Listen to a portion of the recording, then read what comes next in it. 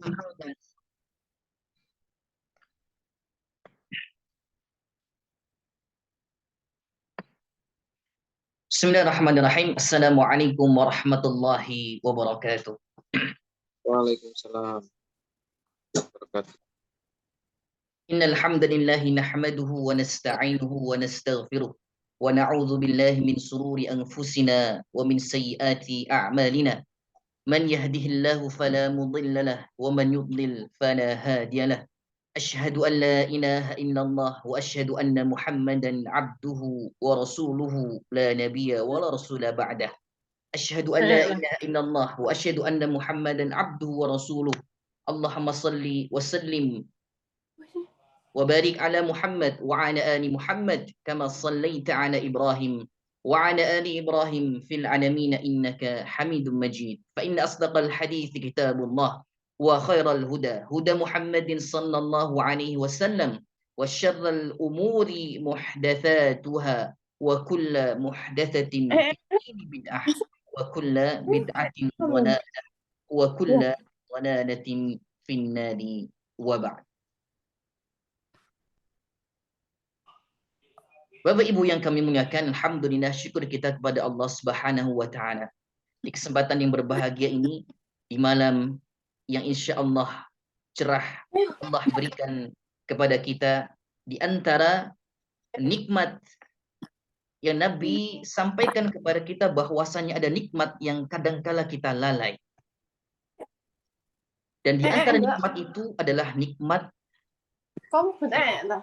Di antara nikmat itu adalah nikmat waktu luang.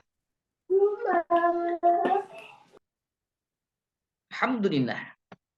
Allah berikan kepada kita nikmatnya sehat sehingga kita bisa bermajlis bersama. Walaupun secara online, walaupun bermuajahahnya kita tidak bisa bertatap muka secara langsung, tetapi insya Allah semoga Allah berikan keberkahan dalam majlis ini. Serta nikmatnya waktu luang. Allah berikan waktu kepada kita sehingga kita bisa duduk bersama, bermajlis ilmu,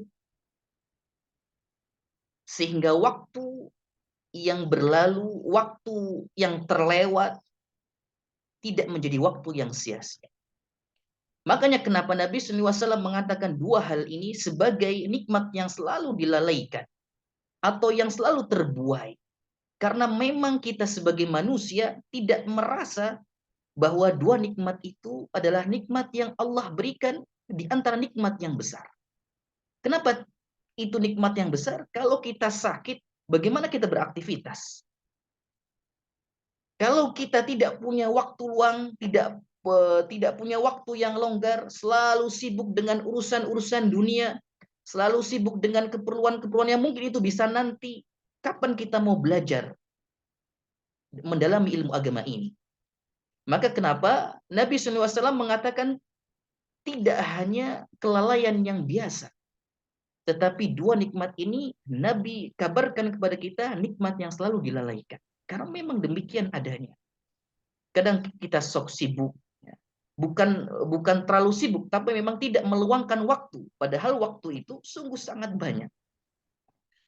Terkadang kita ketika sehat tidak memanfaatkan betul-betul waktu sehat kita. Bapak Ibu yang kami muliakan, alhamdulillah, syukur kita kepada Allah Subhanahu wa taala sebagaimana jadwal yang sudah ditetapkan atau yang sudah diberikan oleh sekolah, bahwa malam ini insya Allah kita akan bersama, kita akan belajar bersama seputar tahsinul Quran, seputar bagaimana Nabi SAW memberikan contoh kepada umatnya tata cara membaca kitabullah, tata cara membaca kalamullah. Karena kitabullah ini, Al-Quran ini yang diturunkan sebagai kitab umat muslim. Nah, kita sebagai umat muslim sudah sepatutnya, seharusnya, seyogianya bisa membaca Al-Quran dengan baik dan benar. Dan insya Allah Bapak Ibu kita bersama belajar. Semoga Allah berikan kelancaran dan kemudahan dalam majelis ilmu ini. Bapak Ibu yang kami muliakan, sebelum kita masuk dalam pembahasan materi sesuai dengan tema kita pada malam hari ini, tema ini Masya Allah ya, belajar tahsin Al-Quran semudah tersenyum.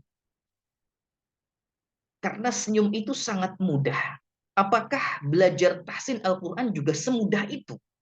Nah, maka nanti kita akan coba belajar bersama apakah betul antara materi yang diberikan dengan tema yang sudah menjadi judul bahasan sama, ada hubungan atau tidak. Insya Allah, Bapak Ibu yang kami muliakan, maka dari itu mohon kita walaupun online seperti ini, kami harapkan bisa belajar bersama, bermajelis ilmu. Di antara adab majelis ilmu adalah kita duduk, kemudian menyimak dengan baik dan mencatat jika ada faedah yang bisa diambil. Bapak Ibu, orang tua wali santri yang kami muliakan. Ada hadis dari Ibunda Aisyah radhiyallahu anha meriwayatkan bahwasannya Rasulullah SAW bersabda, "Al-mahiru bil Qur'an ma'a as-safaratil kirami al-bararah. Walladhi yaqra'ul Qur'ana wa yatata'ta'u fihi wa huwa alaihi syaqun lahu ajrani." Dari Ibunda Aisyah radhiyallahu anha qalat, qala Rasulullah sallallahu alaihi wasallam, bahwasanya Rasulullah sallallahu alaihi wasallam bersabda, "Al-mahiru bil Qur'an." Orang yang membaca Al-Qur'annya lancar. Orang yang membaca Al-Qur'annya pandai. Maka kelak dia akan bersama as-safaratil kiramil bararah, malaikat yang mulia dan senantiasa takut kepada Allah. Walladzi yaqra'ul Qur'ana wa yatata'ta'u. Dan bagi mereka yang membaca Al-Qur'an, yatata'ta, terbata-bata, belum begitu pandai, belum begitu pintar, belum begitu lihai, belum begitu mahir.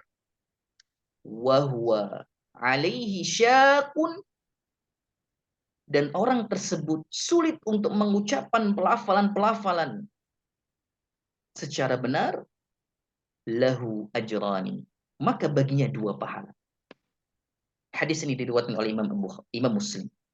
Bapak Ibu yang kami muliakan, satu hadis ini sebetulnya sudah cukup mewakili, menjadikan motivasi kita untuk bersemangat belajar tahsin Al-Quran. Bersemangat belajar bagaimana tata cara membaca Al-Quran dengan baik dan benar. Kenapa? Sungguh maha kasih dan sayangnya Allah kepada kita Bapak Ibu. Baik itu yang mahir, ataupun yang yatata'ta, ataupun yang terbata-bata dalam membaca Al-Quran, maka tetap Allah berikan pahala keduanya.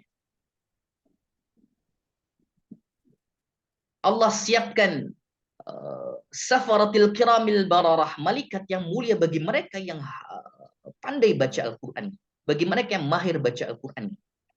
Allah juga siapkan pahala ajrani, 2 pahala bagi mereka yang masih berusaha, yang masih terbata-bata, masih dalam tahap ikhtiar, masih dalam tahap usaha, masih dalam tahap belajar. Bagaimana tata cara membaca Al-Quran dengan baik? Allah berikan ajrani, 2 pahala. Kenapa ajran? Pahala yang pertama adalah pahala niat semangat yang tumbuh dalam dirinya. Dan pahala yang kedua adalah apa?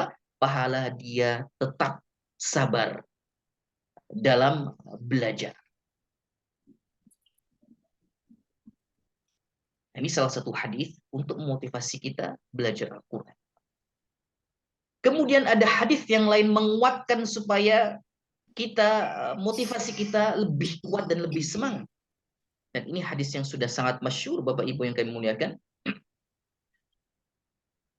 An Abi Umamah Al-Bahili radhiyallahu anha qala, dari Abu Umamah Al-Bahili.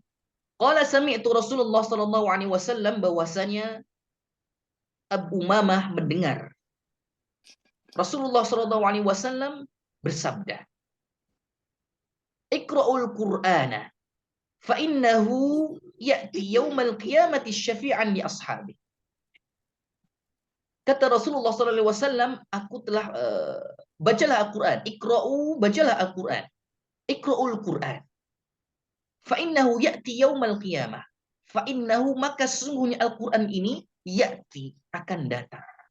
Yaumal qiyamati, pada hari kiamat, syafi'an li ashabi, menjadi syafaat bagi pembaca. Hadis ini juga diriwayatkan oleh Imam Muslim. Hadis ini sudah sangat masyhur sekali. Sudah sering kita dengar bahwa di antara keutamaan orang yang senantiasa membaca Al-Quran, Allah akan berikan syafaat melalui Al-Quran yang dia baca. Al-Quran nanti tidak akan lupa kepada siapa yang selalu dibacanya, kepada siapa yang selalu menjadi pembaca. Al-Quran tidak akan lupa kepada kita ketika kita selalu membaca Al-Quran. Hadis kedua, sebagai motivasi kita untuk belajar Al-Quran. Bapak Ibu yang kami muliakan, banyak sekali hadis yang menjelaskan di antara keutamaan-keutamaan yang akan Allah berikan kepada kita ketika kita berusaha, berikhtiar untuk selalu dekat dengan Al-Quran, untuk selalu tidak lupa dengan jadwal membaca Al-Quran. Kalau kita belum bisa menghafal, kalau kita belum bisa, atau kita terlalu berat, cukup sulit untuk menghafal Al-Quran, maka paling tidak, minimal, tidak meninggalkan membaca Al-Quran. Tidak meninggalkan membaca Al-Quran.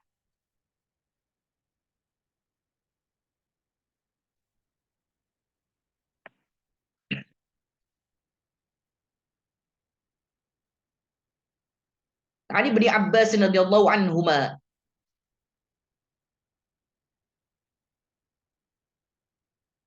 dari Abdullah ibn Abbas radhiyallahu anhuma berkata, Allah telah menjamin bagi siapa yang mengikuti Al-Quran. Dhaminallahu liman ittaba'a al-Qur'ana an la yadillu fihi dunya. Allah telah menjamin bagi siapa yang mengikuti Al-Quran, dia tidak akan sesat di dunia.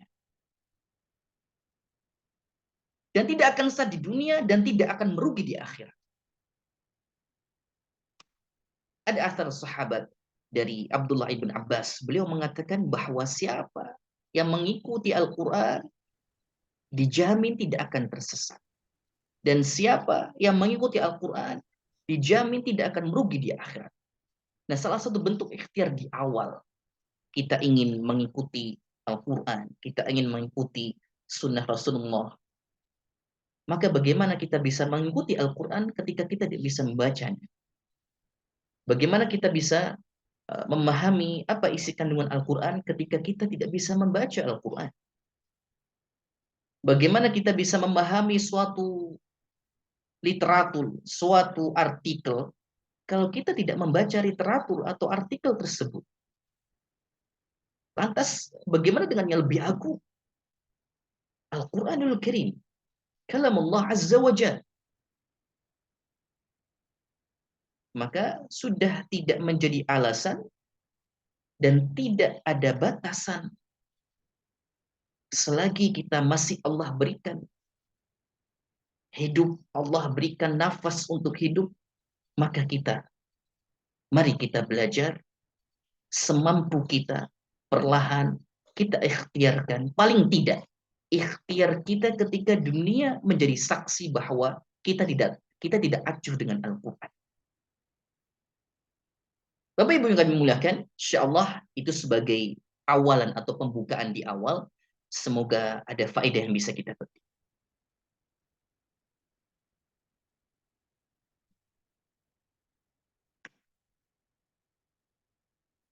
Baik. Tentunya ketika kita mempelajari sesuatu, tentunya ketika kita membahas sesuatu, tidak mungkin kita melewati definisi dari sesuatu yang kita bahas.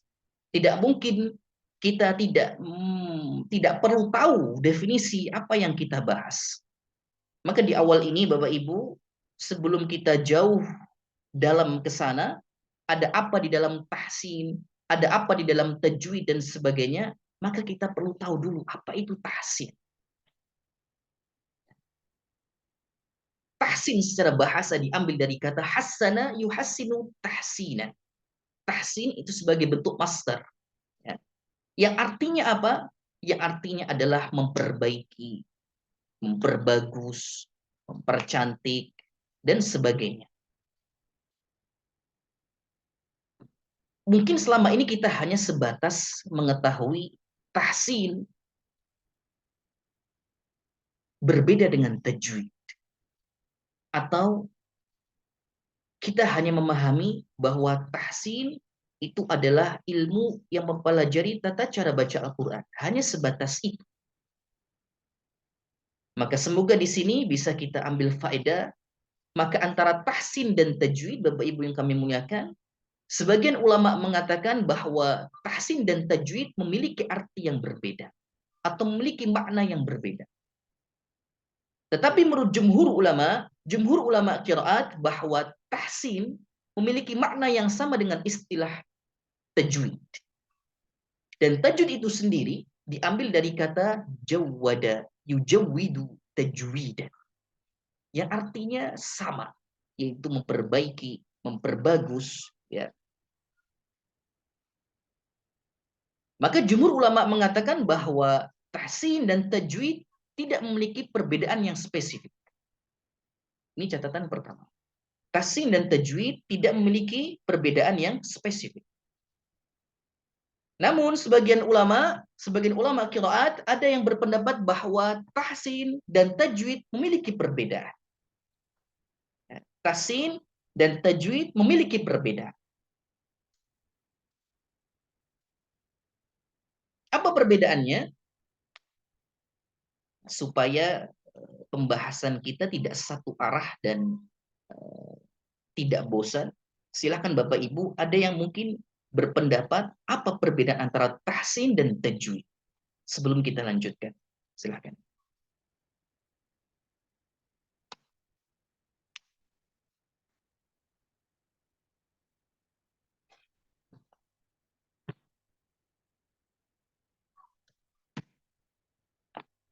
Ada yang mencoba memberikan pendapatnya?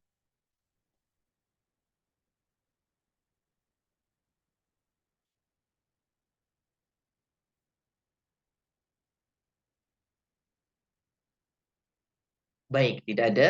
Baik, kita lanjutkan. Bapak Ibu, ada sebagian ulama yang memberikan pendapat bahwasanya antara tahsin dan tajwid memiliki perbedaan arti yang spesifik. Tajwid itu membahas tentang makhraj, sifat, dan hukum. Tajwid membahas makharijul huruf, sifatul huruf, dan ahkamut tajwid atau hukum-hukum di dalam tajwid. 3 poin. Kata ulama yang mendefinisikan bahwa tahsin dan tajwid itu berbeda arti, maka menyimpulkan bahwa tajwid itu isinya 3 hal. Makhraj, sifat, dan hukum. Sedangkan tahsin adalah tata cara, kaifiyah, praktik ketiga poin tersebut. Tajwid adalah sifat, makhraj, dan hukum. Sedangkan tahsin adalah aplikasi, ya, dari ketiga poin tersebut. Itulah pendapat sebagian ulama qiraat dalam mendefinisikan antara tajwid dan tahsin. Namun pada intinya adalah jumhur mengatakan bahwa antara tajwid dengan tahsin adalah sama. Tidak ada perbedaan yang signifikan. Tetapi penjelasan yang sebagian ulama tadi membuat dua arti yang berbeda, maka itu pun tidak masalah. Karena maknanya benar. Dan itulah yang dipakai di Indonesia. Ya, itulah yang dipakai di Indonesia. Ya. Di masyarakat kita, kalau mengenal tajwid, maka itu teorinya. Tahsin, ya, praktiknya. Yang kita kenal di masyarakat, ya, yang kita kenal di lingkungan masyarakat kita, tajwid itu teorinya. Sedangkan tahsin praktiknya. Tajwid bagaimana teorinya, tahsin bagaimana praktiknya. Nah, itulah ada dalil, yaitu pendapat dari ulama qiraat, sebagian mengatakan mempunyai dua rincian sebagai berikut yang tadi saya sampaikan. Tetapi secara jumhur, istilah tahsin dan tajwid memiliki arti yang sama.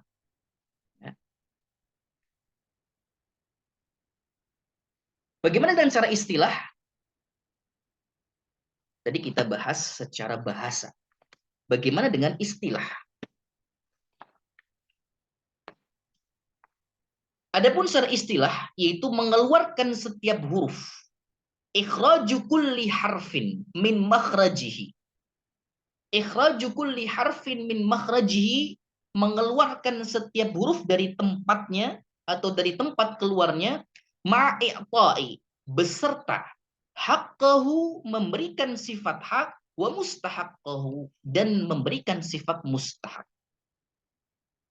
Jadi istilah tahsin atau tajwid, yaitu ikhraju kulli harfin min makhrajihi, mengeluarkan setiap huruf min makhrajihi, dari tempat keluarnya, ma'i'ta'i, beserta haqqahu wa mustahaqqahu, beserta sifat hak dan mustahak.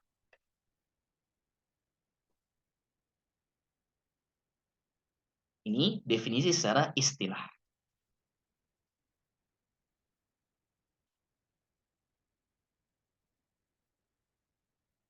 Ada 3 poin yang bisa kita ambil dalam definisi istilah ini, yaitu yang pertama, ikhraju kulli harfin, yaitu mengeluarkan setiap huruf. Berarti apa? Berarti makharijul huruf. Satu. Kalau kita ambil kesimpulan dari definisi ini, maka yang pertama, tahsin atau tajwid itu adalah satu, makharijul huruf. Yang kedua, ma'i'ta'i haqqahu wa mustahaq. Ma'i'ta'i haqqahu, yaitu memberikan sifat hak. Wa mustahaqqahu, dan memberikan sifat mustahak. Ada 3 poin. Makharijul huruf, sifat hak, dan sifat mustahak.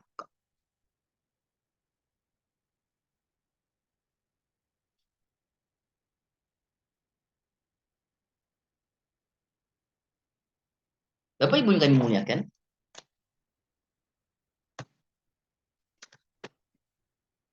apa itu sifat hak dan apa itu sifat mustahak?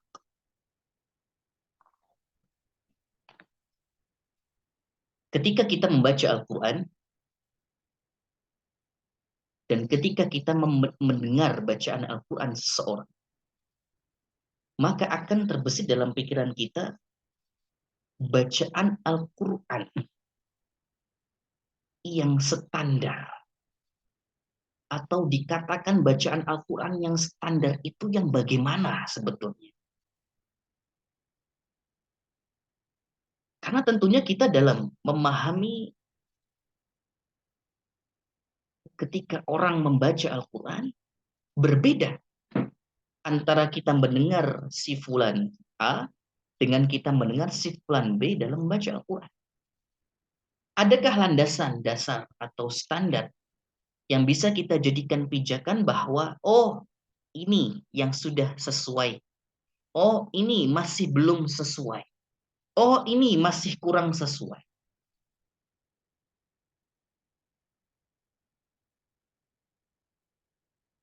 Maka pertanyaan ini dijawab oleh salah satu ulama qiraat, beliau Syekh Su'ud Abdul Hamid, beliau mengatakan ada 3. Ya, ada 3. Yaitu yang tadi saya sebutkan sebelumnya. Ikhraju kulli harfin min makhrajihi ma'a i'ta'i haqqahu wa mustahaqqahu. Makharijul huruf, sifat hak huruf, dan sifat mustahak. Kalau sudah terpenuhi 3 poin ini, maka dikatakan bacaan itu adalah bacaan yang standar.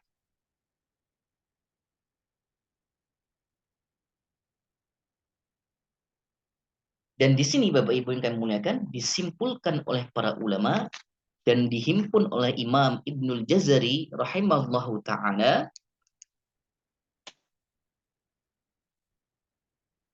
fahuwa indahum ibaratun. Maka istilah tajwid menurut para ulama mujawwadatan bil lafat, mujawwadan bil alfaz, yaitu ketepatan saat membaca Al-Qur'an, bari'atan minar ridaah, jauh dari bentuk pengucapan yang kurang tepat, bari'atan minar ridaati fin nutqi, wa ma'nahu intihaul ghayati fit tashihi wa bulughun nihayati fit tahsin. Maknanya adalah puncak tujuan dari perbaikan bacaan Al-Quran adalah tercapainya akhir perjalanan dalam pembagusan bacaan. Maksudnya apa? Bacaan itu sudah sesuai dengan standar. Jadi istilah tajwid secara umum menurut para ulama adalah ketepatan saat membaca Al-Quran, membaguskan pelafalannya, serta menjauhkan dari beragam bentuk pengucapan yang buruk. Maka kesimpulan ini menguatkan definisi sebelumnya, bahwa tajwid secara istilah itu adalah ikhraju kulli harfin min makhrajihi, mengeluarkan setiap huruf dari makhrajnya, ma'a i'ta'i haqqahu wa mustahaqqahu, beserta dengan sifat hak dan mustahaknya.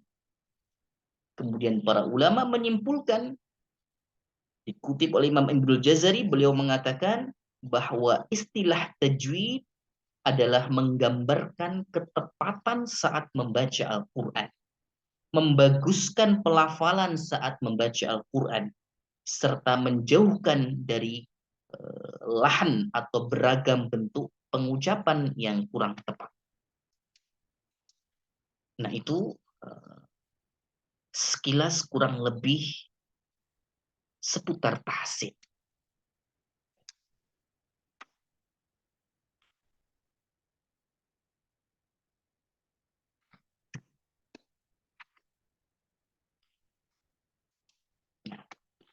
Ini pertanyaan yang tadi saya sampaikan.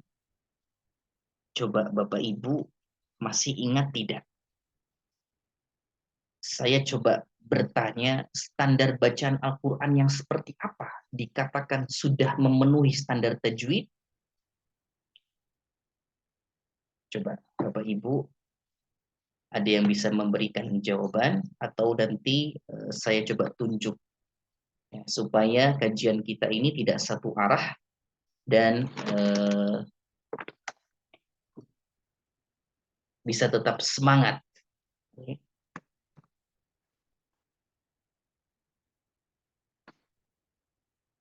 Silakan Bapak Ibu, ada yang mencoba menjawab standar bacaan Al-Quran yang seperti apa dikatakan sudah memenuhi standar tajwid. Jadi kita sudah mengenalkan ataupun kita sudah berkenalan dengan definisi tahsin, definisi tajwid. Nah sekarang ada pertanyaan. Kita sudah tahu tahsin itu seperti ini, tajwid itu seperti ini. Nah, dikatakan bacaan Al-Quran itu sesuai dengan tajwidnya seperti apa?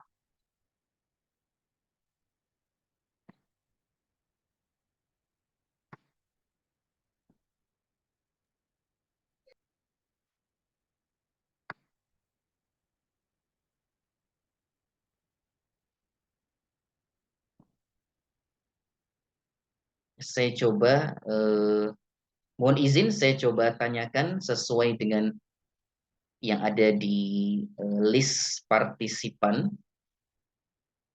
Dicoba dijawab Ibu Almira Ummu Adiba.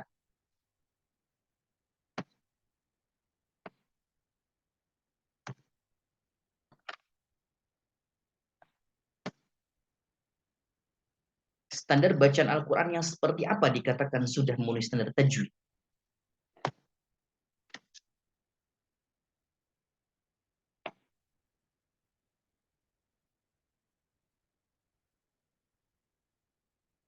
Silakan Ibu.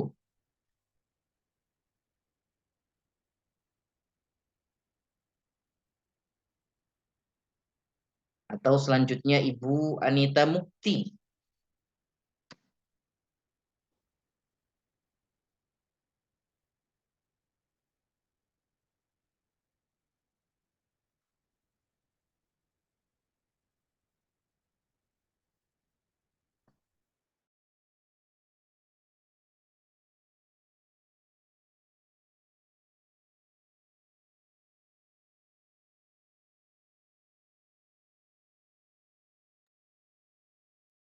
Ibu Anita Mukti. Nah, selanjutnya Ibu Dini Nurul Ilmiah. Ibu Dini Nurul Ilmiah. Oke, langsung mix saja Ibu, monggo. Karena suara wanita bukan termasuk aurat. Pendapat jumhur ulama. Bismillah, saya coba jawab, yaitu yang makhrajnya benar, panjang pendeknya juga benar, Ustadz. Suaranya tidak terdengar Ibu Dini. Bismillah, saya jawab, yang makhrajnya benar dan panjang pendeknya juga benar.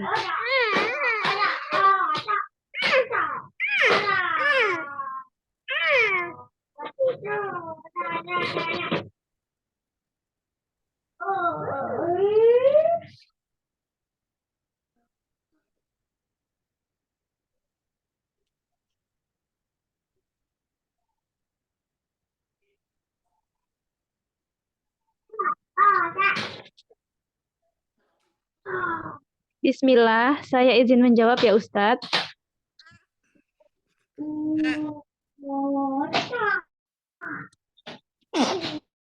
Yaitu yang makhrajnya benar dan panjang pendeknya juga benar. Coba Ibu Dini bisa diulang. Ngapunten nih mungkin di tempat saya yang error tidak terdengar. Bismillah, saya coba jawab. Tidak tahu benar atau tidak. Yang makhrajnya benar dan panjang pendeknya juga benar.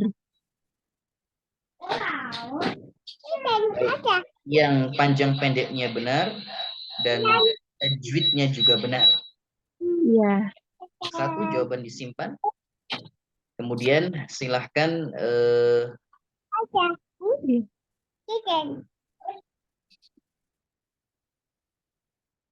Ibu Anita Mukti tadi mau menjawab. Silahkan Ibu.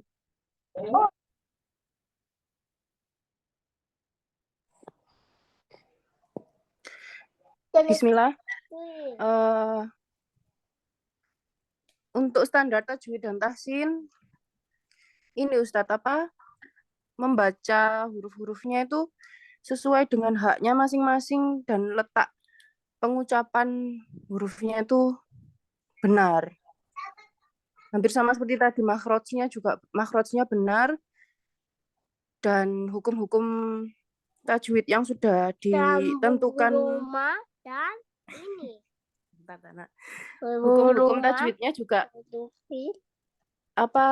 pas gitu loh Ustadz, sesuai dengan yang sudah ditentukan kesepakatan para ulama. seperti dengung-dengungnya, Baik, gunahnya, baik, barakallahu fikum. dan mat-matnya itu. Makhrajnya benar, hukum tajwidnya benar. Sekarang Ya. ada timbul pertanyaan lagi ataupun ada pertanyaan lahiran pertanyaan. Apakah makhraj itu adalah tajwid dan tajwid itu adalah makhraj? Selanjutnya Ibu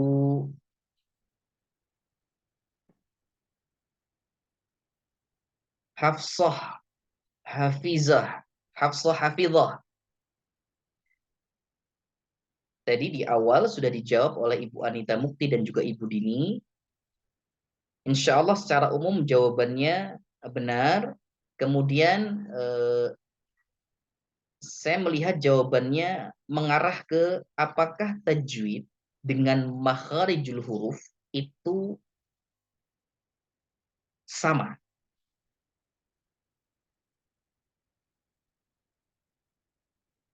Terkadang kita memahami bahwa makhraj itu adalah tajwid itu adalah makhraj. Terkadang kita ada sebagian orang yang memahami mungkin saat kita belum memahami secara detail apa itu tajwid, maka terkadang makharijul huruf yaitulah tajwid. Tajwid yaitulah makharijul huruf. Apakah pernyataan ini benar? Ibu cukup menjawab iya atau tidak saja. Ibu Hafsah ada? Ada Ustadz. Ya, menurut Ibu bagaimana? Bismillah, kayaknya sesuai yang tadi dibahas, sepertinya makhorijul huruf itu termasuk bagian dari tajwid. Barakallahu fikum. Betul. Jadi kalau dikatakan makhraj adalah tajwid, maka kurang tepat. Yang benar adalah makharijul huruf atau makhraj itu adalah bagian dari tajwid. Kenapa? Ya, kita lihat tadi definisi yang dikatakan oleh ulama, ikhraju kulli harfin ma'a makhrajihi ma'i'ta'i haqqahu wa mustahaqqahu. Apa yang dikatakan tajwid itu adalah mengeluarkan huruf sesuai tempatnya, memberikan hak dan memberikan mustahak. Baik, berarti sampai di sini insya Allah Bapak Ibu semuanya sudah menangkap definisi yang sebelumnya. Pertanyaan selanjutnya, Afwan tidak saya tulis di sini supaya mengalir saja pertanyaannya. Apa yang dimaksud dengan hak dan apa yang dimaksud dengan mustahak? Memang belum kita bahas, tetapi mungkin Bapak Ibu pastinya sudah pernah mendengar istilah hak dan mustahak dalam tajwid. Selanjutnya ada Ibu Sanggar Ngabekti.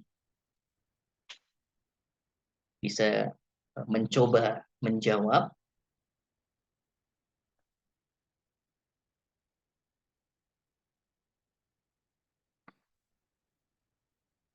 Hak itu yang seperti apa? Dan mustahak itu yang seperti apa?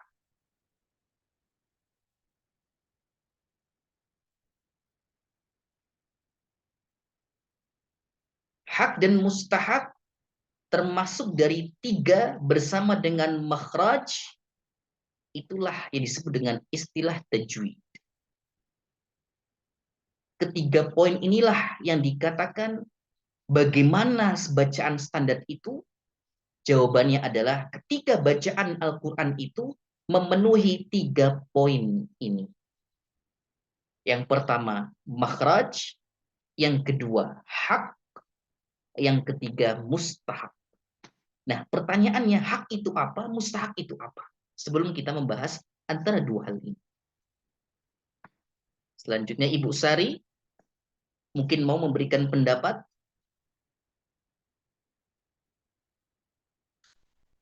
Bapak-bapaknya enggak nongol. Bapak-bapaknya mungkin Kalau semisal bapaknya mau bantu jawab silahkan. Jadi yang di sini saya hanya membaca nama ibu-ibunya saja. Kalau semisal bapak ada di sampingnya ibu, monggo bapak juga ikut membantu menjawab. Selanjutnya Ibu Sofiah Arumaiso.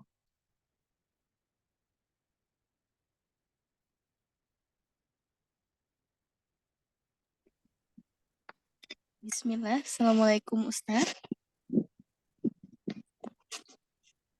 Silakan Ibu. Boleh diulangi pertanyaannya Ustaz?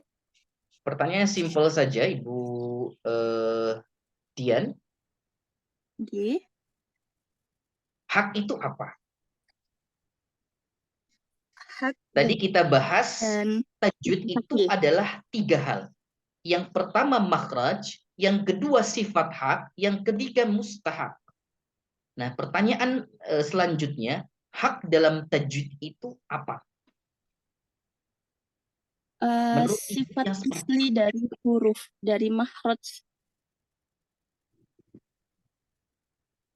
bagaimana Ibu?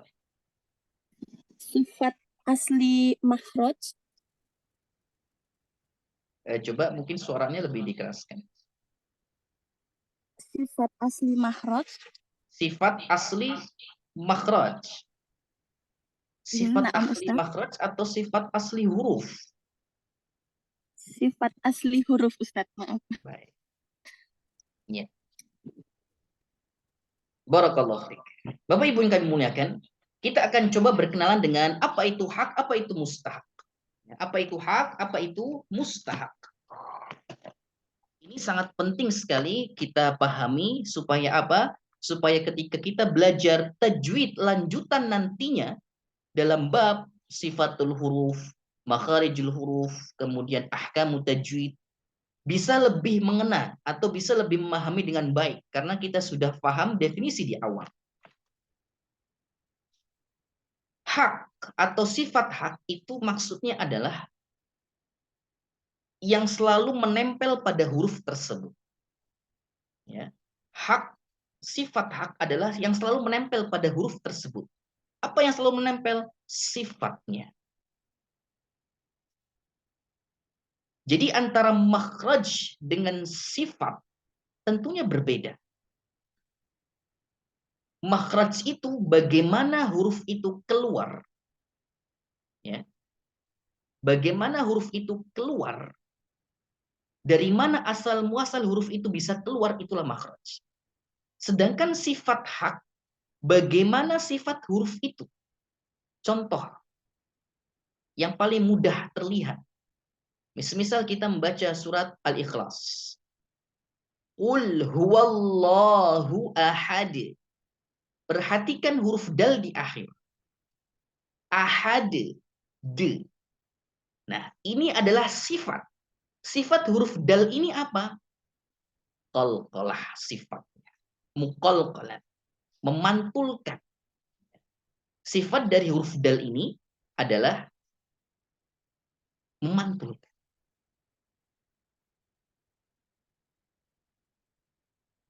Itu hak. Yaitu sifat yang menempel pada huruf.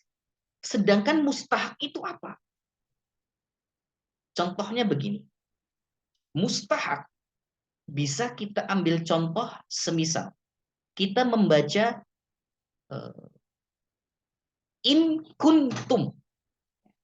Secara makhraj pengucapan kita in kuntum itu sudah benar. Sudah benar atau tidak?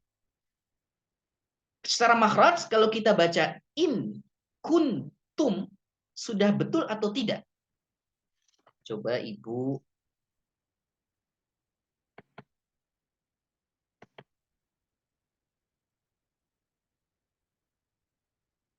Ummu Fatimah. Kalimat in kuntum ketika saya ucapkan ini apakah sudah benar secara makhraj?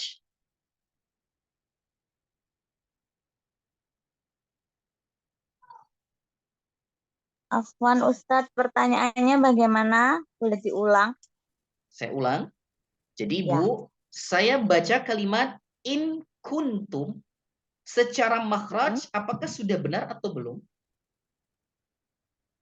Secara makhraj. In kuntum.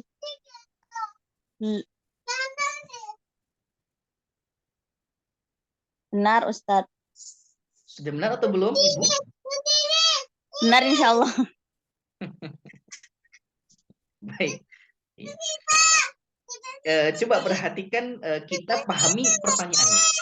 Kalimat, ketika saya baca kalimat in kuntum secara makhraj, apakah sudah benar atau belum? Baik, Ibu Dewi, Ibu Fatimah menyampaikan sudah. Saya coba minta pendapat yang lain. Ibu Khadijah Kaila.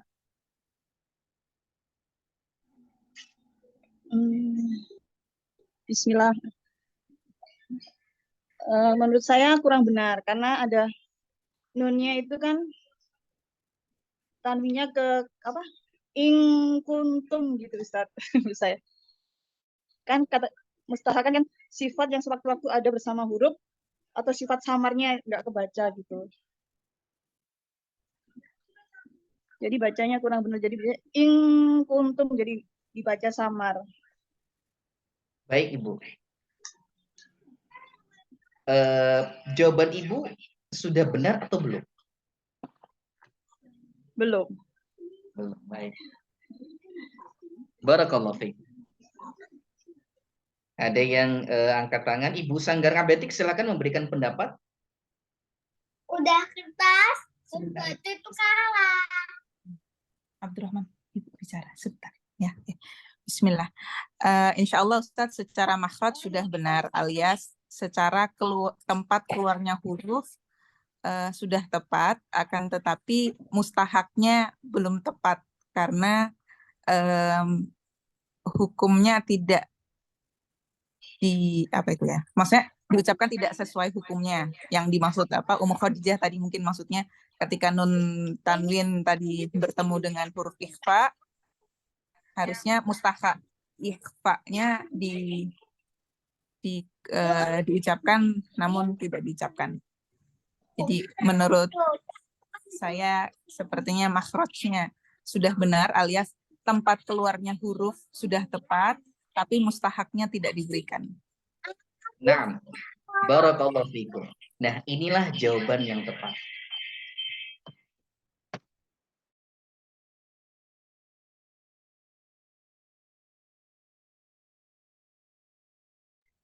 Jadi terima kasih untuk Ibu Khadijah, kemudian ibu-ibu yang lain sudah memberikan jawabannya.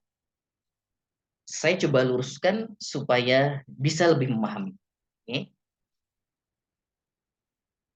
Bacaan jawaban Ibu tidak ada yang salah, tetapi kurang tepat. Pertanyaan tadi, bacaan in kuntum secara makhraj, makhraj itu apa? Mengucapkan huruf sesuai daripada tempatnya. I. Apakah saya sudah mengucapkan huruf I sudah sesuai dari tempatnya? Kalau tidak sesuai, maka tidak akan keluar huruf I. Yang ada E.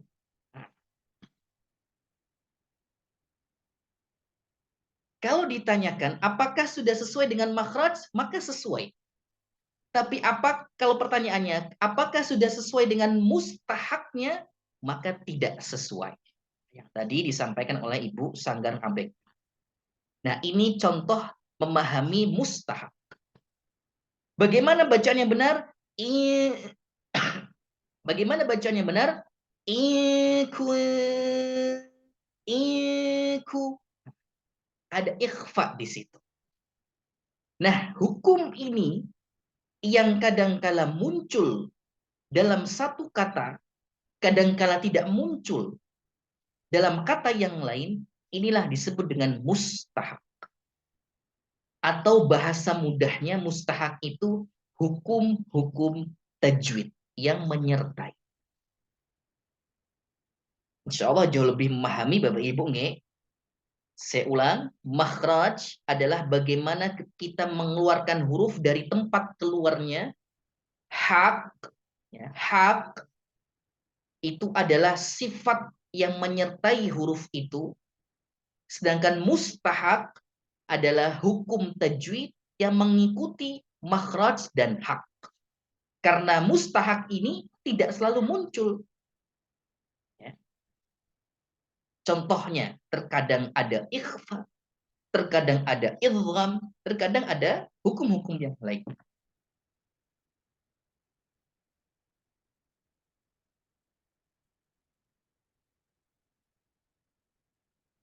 Ada sebagian ulama yang mendefinisikan sifat hak adalah sifat dzatiyah atau sifat lazimah. Sifat dzat yang menempel selalu pada huruf itu, yaitulah hak. Sedangkan mustahak itu aridhah, yaitu sesuatu yang kadangkala muncul, kadangkala ada. Kadangkala ada, kadangkala tidak. Yaitu hukum-hukum tajwid. Nah.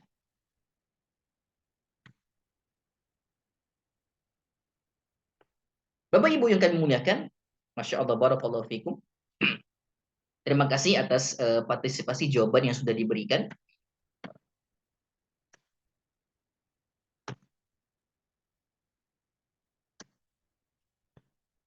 Ya. Sebelum kita membahas lanjut masuk dalam hukum belajar tahsin, saya ingin menambahkan beberapa poin sebelumnya. Yang tadi 3 poin itu disampaikan oleh Syekh Su'ud Abdul Hamid. Beliau mengatakan 3 poin inilah. Ya, 3 poin inilah. Ketika seorang itu bisa mencapai 3 poin ini, maka bacaannya dikatakan sudah menjadi bacaan yang standar tajwid. Makhraj, sifat hak, dan mustahak. Yaitu makhraj huruf, menyempurnakan sifat huruf, dan menyempurnakan hak mustahak. Ini pendapatnya Syekh Su'ud Abdul Hamid. Adapun Imam Ibnul Jazari rahimallahu ta'ala menambahkan 2 poin lagi. Sehingga tidak 3 poin. Sehingga nantinya ada 5 poin dikatakan bacaan itu sudah standar tajwid. Apa 2 poin ini? Kata Imam Ibnul Jazari, yang keempatnya adalah konsisten dalam pelafalan. Konsisten dalam pelafalan hurufnya. Ketika kita sudah di awal qiraah, kita sudah mencoba untuk menunaikan makhrajnya, menunaikan sifat haknya dan mustahaknya, maka ini harus konsisten. Tidak hanya di awal satu muka awal saja, kemudian muka selanjutnya tidak. Atau muka selanjutnya bacaannya sudah tidak karuan, misalnya hanya awal-awal saja, maka ketika seperti itu belum dikatakan bacaan yang standar, yang menjadi standar acuan tajwid. Poin keempatnya adalah konsisten dalam pelafalan huruf. Kemudian Imam Ibnu Jazari melanjutkan, dan poin terakhir atau poin kelima, jangan takalluf dan ta'assuf. Jangan takalluf dan ta'assuf. Baik. Apa itu takalluf? Mungkin Bapak Ibu sudah pernah mendengar istilah ini, takalluf. Saya coba lanjutkan. Pertanyaannya saya tujukan kepada Ibu selanjutnya di sini. Ibu Sophia. Tadi Sofia, sekarang Sophia. Ibu Sophia. Ibu Sophia.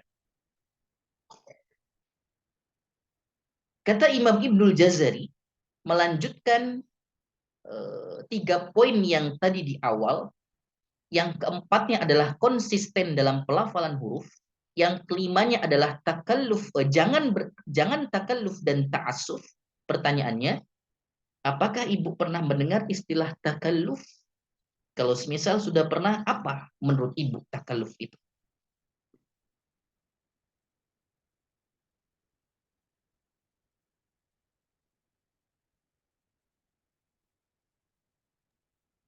Assalamualaikum Ustaz. Assalamualaikum. Assalamualaikum Pak Ustaz. Waalaikumsalam warahmatullahi wabarakatuh. Iya, afwan Pak Ustadz, kalau untuk takaluf belum pernah dengar. Maaf, pernah dengar cuman sudah lupa arti maksudnya Pak Ustadz. Baik Ibu, barakallahu fiikum. Baik, karena belum ada jawabannya, enggak apa-apa Ibu, saya lempar lagi ke Ibu yang lain.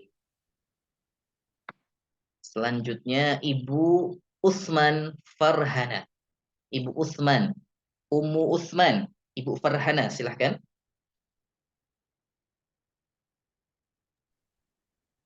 Bismillah Ustadz, izin menjawab. Takaluf itu artinya berlebih-lebihan dalam membaca huruf.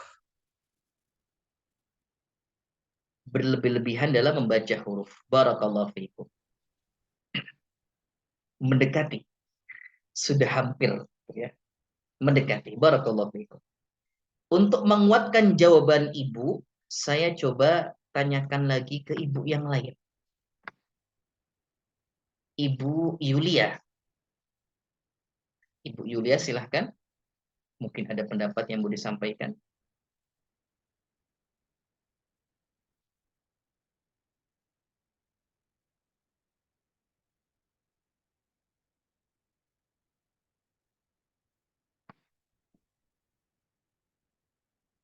Baik, mungkin beliau sedang ada uzur. Baik, Bapak Ibu yang kami muliakan,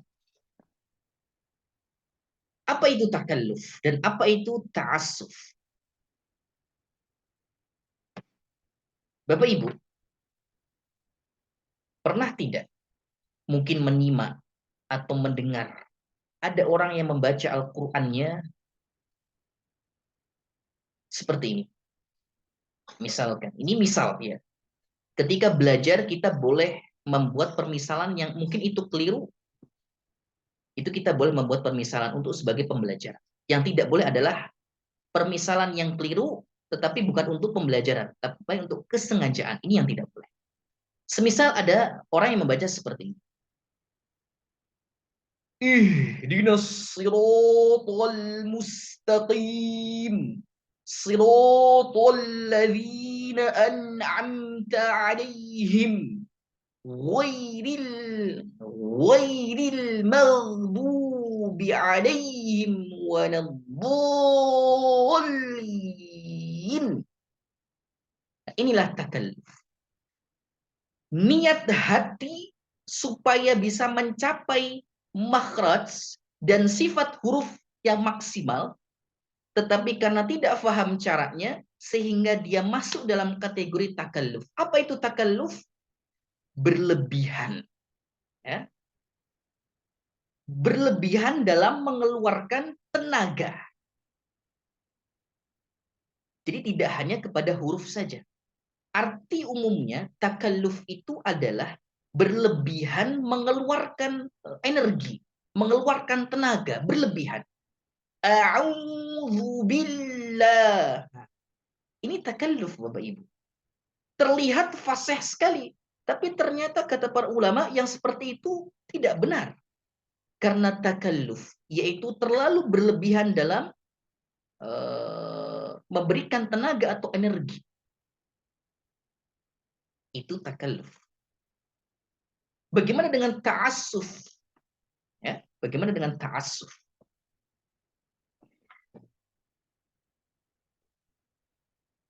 Masih jam 8:30. Bagaimana dengan ta'assuf? Nah, saya lempar lagi pertanyaannya. Tadi yang belum menjawab mungkin masih ada uzur ya. Saya coba bertanya lagi. Ibu Almira Ummu Adibah.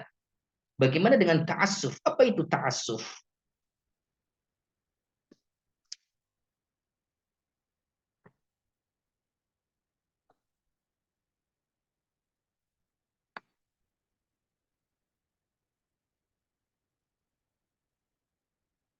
Ibu Almira, Ummu Adiba.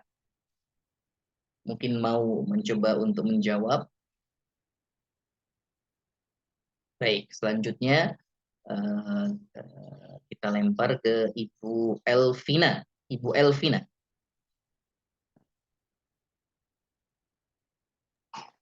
Ya, iya Ustadz. Bismillah, izin jawab ya Ustadz. Mungkin ta'asuf kurang memperhatikan panjang pendek bacaannya. Gitu ya Ustadz. Afwan. Baik, barakallahu fiikum. Kurang memperhatikan pendek bacaannya. Baik. Jawaban Ibu tidak salah tetapi kurang tepat, ya. Baik Bapak Ibu yang kami muliakan, sebetulnya takalluf dengan ta'assuf itu hampir memiliki makna yang sama. Hanya lebih mendetail.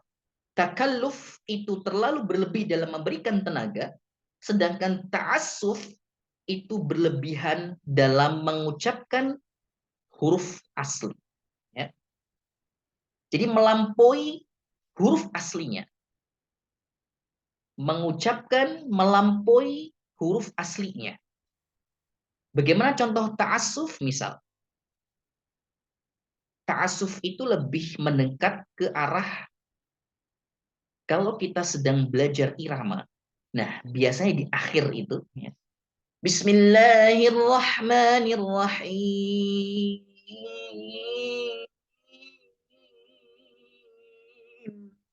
Ini ta'assuf.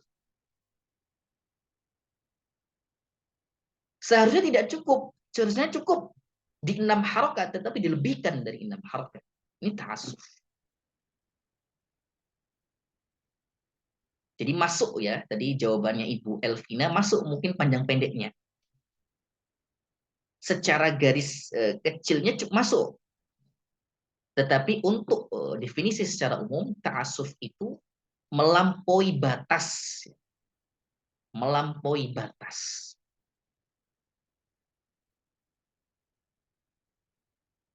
Pada intinya, takalluf dan ta'assuf adalah dua hal yang tidak boleh ada dalam bacaan Al-Quran kita. Ya, kita hindari. Lantas bagaimana yang benar? Pertengahan. Bukan berarti ketika ada orang yang pelafalannya seolah dilebih-lebihkan, khawatir itu masuk dalam kategori takalluf. Walaupun terdengar fasih, tapi kalau terlihat sudah melampaui batas dan berlebihan, maka masuk dalam kategori takalluf atau ta'assuf. Kalau masih ada hal seperti ini, maka bacaan kita belum sesuai dengan standar tajwid. Maka bacaan kita belum sesuai dengan standar tajwid. Tapi kalau kita sudah bisa menjauhkan dari takalluf dan ta'assuf, sebagaimana yang tadi Imam Jazari menyampaikan 2 poin tambahan, konsisten dalam pelafalan dan tidak takalluf, juga ta'assuf, maka insya Allah itulah acuan dari bacaan tajwid yang standar itu bagaimana? 5 poin tadi. 3 poin pertama, ketambahan 2 poin, konsisten dalam pelafalan dan tidak takalluf dan ta'assuf. Bapak Ibu rahimani wa rahimakumullah. Kemudian kita selanjutnya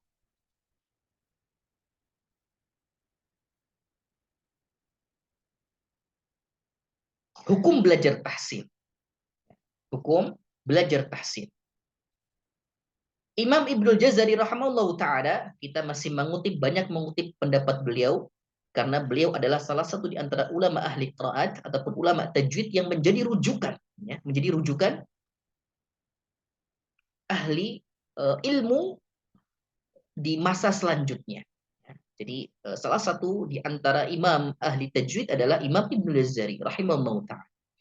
Imam Ibnul Jazari dalam manzumah muqaddimah Jazariyah mengatakan, wal akhdhu bit tajwidi hatmul lazimu. Nah, kalau kita mau lebih spesifik mengetahui atau memahami hukum belajar tahsin itu seperti apa, kita coba cermati apa yang dikatakan oleh Imam Ibnul Jazari rahimahullahu taala. Kata Imam Ibnul Jazari rahimahullahu taala, wal akhdu bitajwidi hatmul lazim. Wal akhdu bitajwidi hatmul lazim. Man lam yusahhihi ay man lam yujawwidil Qur'ana athim. Li'annahu bihi ilahu anzala wa hakadha ilaina min wasala. Apa kata Imam Ibnul Jazari rahimahullah ta'ala? Wal akhdu bitajwidi hatmul lazimu. Maka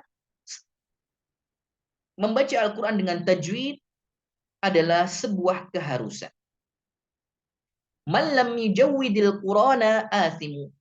Dan siapa saja yang tidak membaca Al-Quran tanpa bertajwid, athimu. Dia berdosa.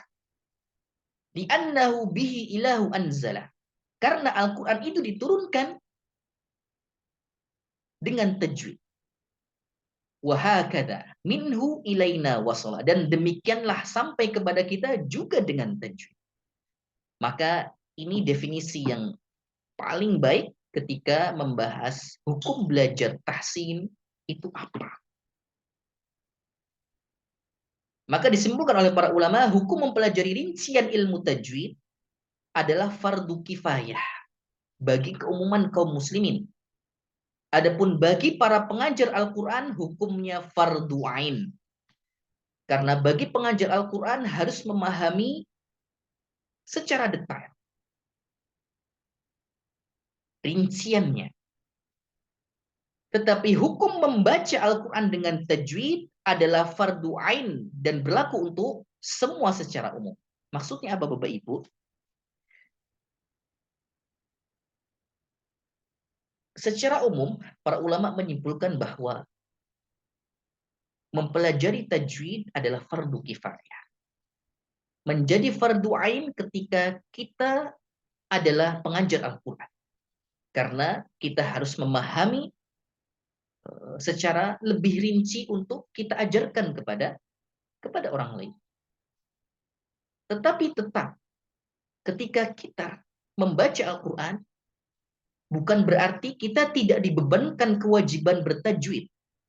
Tetap ada kewajiban bertajwid, hanya saja kewajiban ini hanya sebatas ketika kita melafadzkan Al-Quran itu. Tidak sampai kita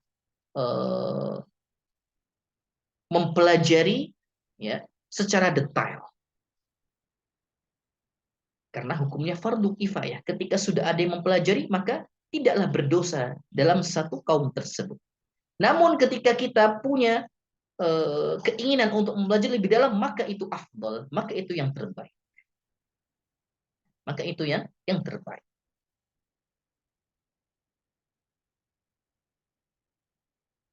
Bapak Ibu kami muliakan,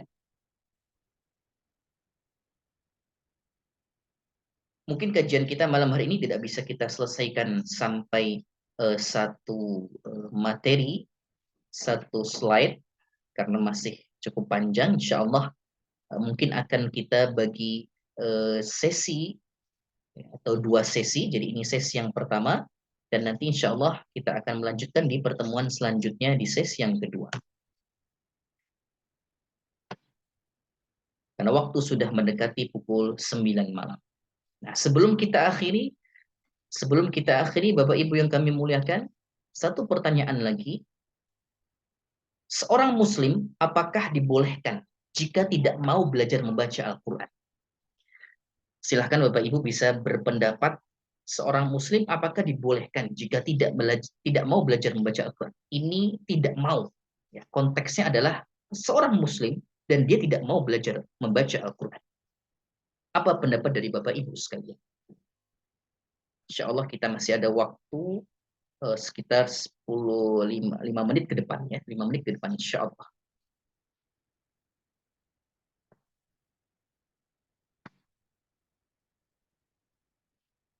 Yang tadi belum ada, Bapak Ibu, kita tanya jawab seperti ini supaya bukan untuk jadi Bapak Ibu tidak perlu takut untuk menjawab, karena ini sifatnya kita belajar bersama. Salah tidak masalah, karena tidak ada yang salah, hanya saja kurang tepat. Kalau benar, alhamdulillah, barakallahu fiik. Kalau salah, tidak ada yang salah, hanya kurang tepat. Nah, supaya apa? Supaya kita tambah semangat dan memberikan motivasi kepada yang lain. Waktu sudah mendekati jam 9, pastinya sudah mulai mengantuk dan capek. Nah, untuk menambah semangat, nah kita coba dua arah dalam kajian ini. Yang tadi belum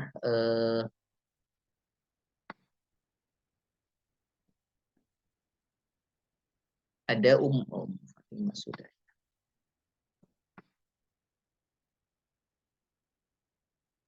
Ibu Sari. Ibu Sari. Menurut Ibu Sari, seorang muslim apakah dibolehkan jika tidak mau belajar Al-Quran?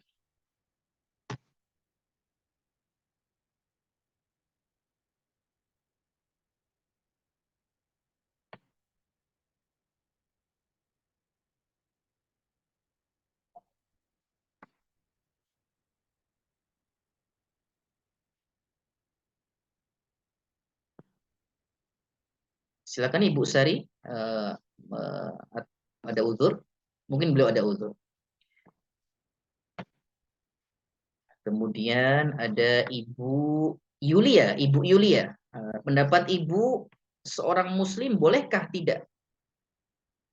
Seorang muslim bolehkah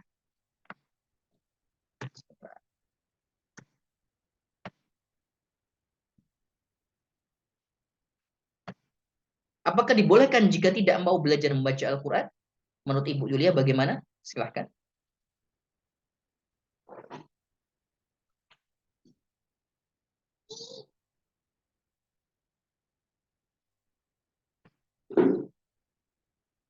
Baik, mungkin beliau juga sedang ada uzur.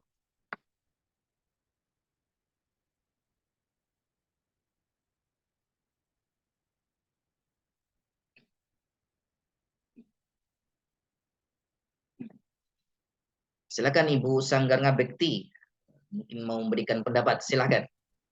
Apa Ustaz? Bismillah. Mungkin kalau Muslim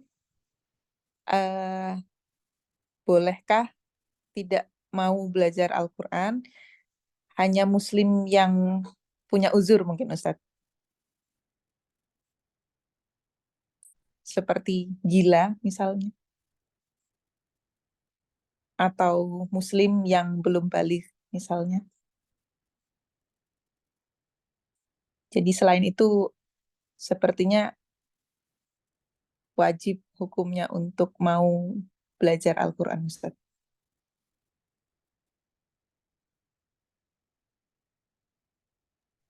Barakallahu fiikum. Baik. Jawaban Ibu adalah jawaban yang memang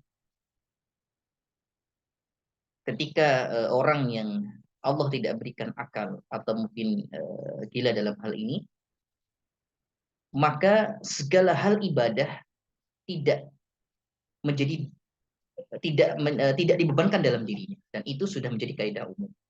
Nah, konteks dalam pertanyaan ini, coba jawaban Ibu mungkin ada jawaban lain ketika jawaban ini diberikan kepada mereka yang berakal. Mungkin jadi disampaikan ketika ada mungkin bisa mudah-mudahan saya nggak salah Ustaz. Mungkin bisa termasuk berdosa. Artinya gini, kalau ini berlaku sama sebagaimana seperti ada orang yang mungkin berpikir nggak apa-apa, nggak dosa melakukan suatu kemaksiatan karena kita belum tahu hukumnya. Seperti itu ya, misalnya. Sehingga orang itu banyak juga yang melalaikan diri dari mencari ilmu tentang perintah-perintah atau larangan Allah, sehingga dia merasa ya aku mending nggak belajar daripada nanti belajar tahu hukumnya maka aku terkena beban hukum, sedangkan mencari ilmu itu suatu kewajiban. Jadi dari kaidah ini sepertinya termasuk di dalamnya belajar Al-Quran wajib hukumnya. Gitu Ustaz. Barakallahu fiikum. Baik, Ibu. Jawabannya sudah baik sekali. Baik.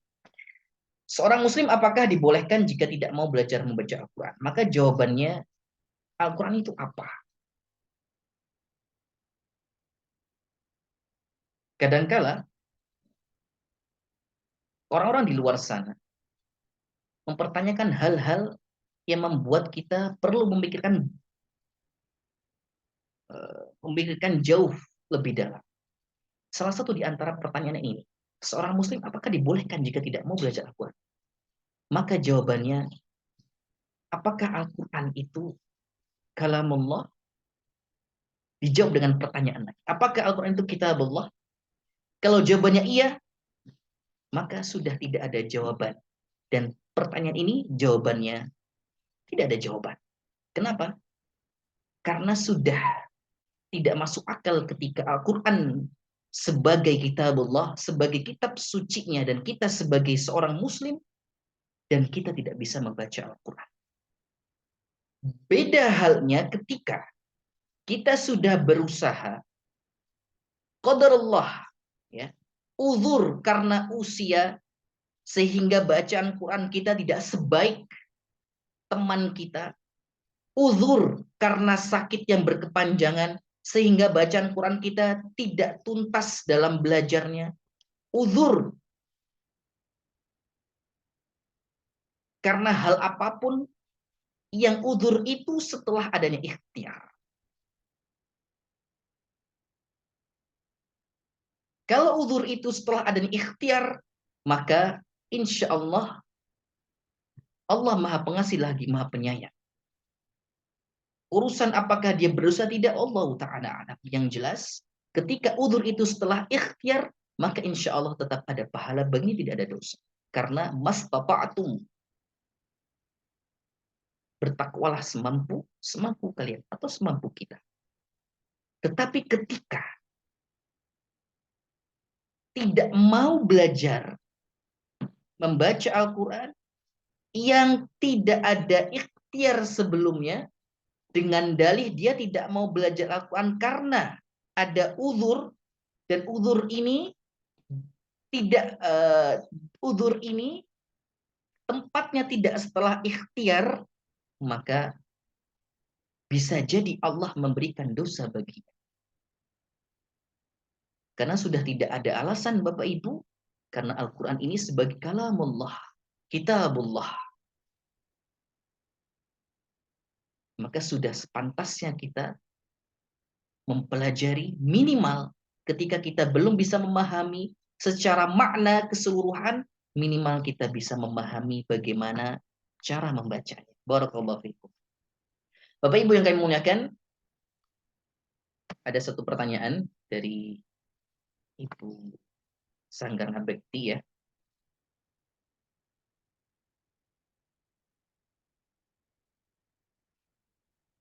Yang biasanya membaca Quran di acara-acara untuk pembukaan suatu acara, apakah secara syariat termasuk melanggar dan berdosa? Bahkan itu di beberapa sekolah-sekolah atau pondok bahkan membuat kelas ekstra qiraatul Quran. Mohon penjelasannya. Barakallahu fikum. Ibu Sanggar, pertanyaan ini perlu dirinci, qiraat yang seperti apa? Kalau yang saya pahami adalah qiraat yang modelnya adalah tilawah. Sebetulnya tilawah, qiraah itu istilah yang sama. Hanya saja di Indonesia, tilawah itu lebih kepada irama. Ya. Tilawah lebih kepada irama. Maka jawaban ringkasnya, ketika kita belajar irama, atau belajar tilawah, kalau familiarnya di Indonesia, belajar irama, belajar tilawah, boleh, tidak ada masalah, asalkan tadi kaedahnya tidak takalluf dan tidak ta'assuf. Kalau kita belajar irama ini menabrak hukum tajwid, maka irama kita tidak menjadi irama yang baik. Tetapi kalau irama ini tetap dalam batasan-batasan tajwid, maka dibolehkan, tidak ada masalah. Bahkan ada riwayat yang mengatakan di antara kebaikan adalah bacaan Al-Quran kita baguskan dengan irama. Jadi tidak hanya monoton bacaan begitu-begitu saja. Berbeda ketika kita belajar tahsin. Ya. Belajar tahsin yang terbaik adalah tidak mencampurkan irama dengan kita melafadzkan huruf. Makanya kenapa Bapak Ibu, kalau Bapak Ibu mungkin melihat ketika orang belajar tahsin atau belajar tajwid, lebih banyak tidak ada iramanya, lebih banyak monoton saja. Karena memang itulah yang baiknya seperti itu, tidak mencampurkan irama ketika kita belajar tahsin. Ya. Karena manhaj atau jalan mencari ilmu dalam kita belajar tahsin, manhaj yang terbaik adalah manhaj talaqi dan musafahah. Talaqi itu tatap muka secara langsung, dan musafahah lisan ke lisan. Maksudnya kita mendengar dari guru kita secara langsung dan kita bisa mendengar secara langsung penjelasan dari guru kita. Adapun penambahan irama dan sebagainya, maka itu ilmu tersendiri. Tidak bisa digabungkan dengan tahsin atau tajwid. Karena akan menjadikan tidak fokusnya dalam membahas suatu ilmu. Ya, bagaimana Ibu Sanggar? Ada yang mungkin disampaikan? Angkat tangan. Gitu. Sudah tadi Ustadz, pertanyaan saya tuh spesifik ketika tadi membahas tentang takaluf dan ta'asuf. Karena ya biasa ya, maksudnya kalau kita menghadiri undangan acara-acara yang sifatnya mungkin entah itu walimatul urs atau undangan-undangan semacam syukuran di lingkungan sekitar kita, kadang untuk menunggu atau pembukaan ada qiraat yang membaca, dan seperti yang Ustadz kurang lebih contohkan tadi gitu. Artinya selama ini kami berpikir bahwa itu, wah Masya Allah, bacaannya luar biasa, seperti itu. Tapi apakah kalau itu kaitannya dengan takaluf dan ta'asuf, ya kami khawatir aja, karena setahu saya dulu di beberapa sekolah atau pondok-pondok itu termasuk ekstrakurikuler, kelas ekstra yang termasuk dianjurkan lah untuk remaja masjidnya sekolah atau lingkungan sekitar, seperti itu. Seperti kalau dulu ya zaman masih lihat berita infotainment ya Ustadz ya, afwan ini. Ada satu artis, dia itu penyanyi, kemudian dia hadir di suatu acara Islam, temanya Islam gitu. Kemudian dia disuruh membaca Al-Quran secara qiraat karena diketahui sebelumnya di pondok dia sangat baik dalam membaca Al-Quran. Itu ya setelah, kan saya baru pertama kali Ustadz dengar takaluf dan ta'asuf ini ya dari Ustadz ini. Ya saya dulu berpikirnya, Masya Allah, walaupun penyanyi ternyata dia mengerti Al-Quran, cuman saya nggak paham kalau bacaannya dia itu sesuai atau enggak gitu Ustadz. Tapi setelah Ustadz tadi berikan contoh tentang takaluf dan ta'asuf, kemudian saya berpikir, waduh ini padahal termasuk yang cukup populer di dunia membaca Al-Quran untuk kayak calon-calon kiroah dengan yang sampai narik nafasnya dadanya membusung dan seterusnya itu Ustaz. Kayak gitu sih. Makanya saya bertanya apakah itu termasuk melanggar syariat ketika berlebih-lebihan tadi itu. Baik, barakallahu fikum Ibu Sanggar. Jadi begini, perlu saya sedikit luruskan, Hana khawatir ada miss dalam memahami. Jadi begini, berkaitan dengan apakah boleh kita melakukan ataupun menjadikan bacaan Quran kita ini irama. Maka jawaban ringkasnya boleh. Ada salah satu hadis ataupun ada salah satu riwayat Nabi SAW mengatakan laisa minna man lam yataghanna bil Quran. Nah, ini menjadi dasar. Hadis ini menjadi dasar dan hadis ini hukumnya sahih. Ya. Hadis ini menjadi dasar bahwa bolehnya berirama dengan bacaan Al-Quran. Laisa minna man lam yataghanna bil Quran. Apalagi hadis ini ada ancaman yang diberikan. Tidak termasuk bagian dari kami atau dari umat Rasulullah man la yataghanna bil Quran. Siapa-siapa yang tidak berirama ketika membaca Al-Quran. Maksudnya apa? Dalam kita belajar irama dalam membaca Al-Quran, yang terpenting ya, yang terpenting adalah tidak melanggar kaidah tajwid. Selesai. Jadi ibu boleh saja belajar irama membaca Al-Quran dengan adanya intonasi liuk-liuk ya, itu dibolehkan selama irama itu tidak melanggar batasan tajwid. Nah, salah satu di antara batasan tajwid adalah tidak ta'assuf, tidak melampaui batas. Ya. Semisal begini. Bismillahirrahmanirrahim. Bacaan ini tidak mengandung irama apapun. Dan ketika kita membaca Al-Quran dengan tanpa ada irama, biasanya kita sedang talaqi. Kita sedang setoran bacaan kepada syekh atau kepada guru, karena memang untuk diniatkan pembenaran bacaan. Dan memang harusnya seperti itu, tanpa irama. Tapi kalau kita sudah memahami kaidah tajwid dengan baik, untuk melanjutkan ke jenjang berikutnya, yaitu belajar irama, maka dibolehkan. Yang menjadi masalah atau menjadi problemnya adalah kita belum memahami betul bagaimana tajwid itu, tetapi kita sudah ambil alternatif belajar irama. Sehingga apa? Yang terjadi apa? Yang terjadi bukannya irama yang mengikuti tajwid, tetapi yang ada tajwid yang harus mengikuti irama. Sehingga apa? Adanya takalluf, adanya ta'assuf. Karena untuk mengikuti irama yang sudah dia buat sendiri, sehingga tajwidnya tidak diperhatikan. Contohnya, Bismillahirrahmanirrahim. Boleh tidak seperti itu? Dia sudah ta'assuf, kenapa? Melampaui batas lebih dari 6 harokat di akhirnya, maka tidak boleh. Tapi kalau hanya sebatas Bismillahirrahmanirrahim, ada irama di akhir, karena tidak melanggar syariat, tidak melanggar batasan tajwid, maka boleh, tidak ada masalah. Ya.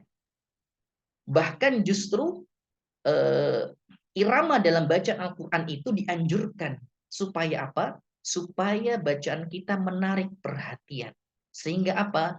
Orang-orang yang mungkin belum termotivasi untuk belajar membaca Al-Quran, sehingga termotivasi mendengar bacaan kita. Apakah ini sum'ah? Kalau misal kita tidak diniatkan untuk itu, maka tidak menjadi sum'ah. Justru menjadi pahala untuk kita. Misal, kita sedang membaca Al-Quran di masjid. Tidak sengaja suara kita terdengar oleh jamaah masjid. Dan kita tidak niatan untuk pamer akan bacaan kita. Karena memang kita terbiasa membaca dengan keras, kemudian terdengar oleh jamaah masjid, dan jamaah masjid senang dengan mendengar bacaan kita. Sehingga apa? Jamaah merasa termotivasi untuk belajar. Kita secara tidak langsung mendapatkan pahala. Walaupun kita tidak menyampaikan secara langsung bahwa bla bla bla. Nah, inilah di antara fungsi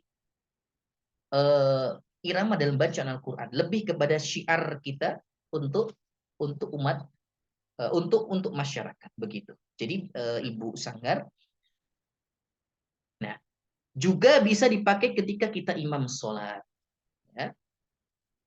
Karena imam ditunjuk tidak hanya dia hafal Qur'annya, tetapi juga baik dalam bacaannya, dan baik bacaannya ini meliputi tajwidnya dan iramanya itu sebagai bonus. Jadi kesimpulan dari jawaban ini, belajar irama dalam baca Al-Quran boleh, asalkan dengan syarat tidak melebihi batasan tajwid. Itu yang dijelaskan oleh para ulama, tidak ada yang melarang untuk belajar irama. Yang melarang adalah ketika kita terlalu berlebihan dalam belajar irama. Itu yang tidak diperkenankan. Demikian Ibu Sanggar, semoga bisa membantu jawabannya.